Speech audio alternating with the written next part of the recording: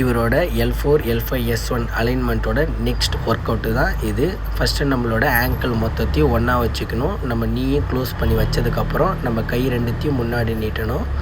நம்ம லோயர் பேக்லேருந்து அப்பர் பாடியை வந்து லிஃப்ட் பண்ணணும் மேலே. அதே சமயத்தில் நம்மளோட காலும் ஒட்டி இருக்கணும். கையும் கிரவுண்டில் டச் ஆகக்கூடாது.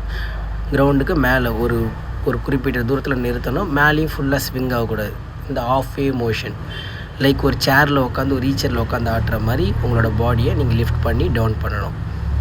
ஸோ அவரை பண்ண வைக்கிறதுக்கான வேலை. குட்.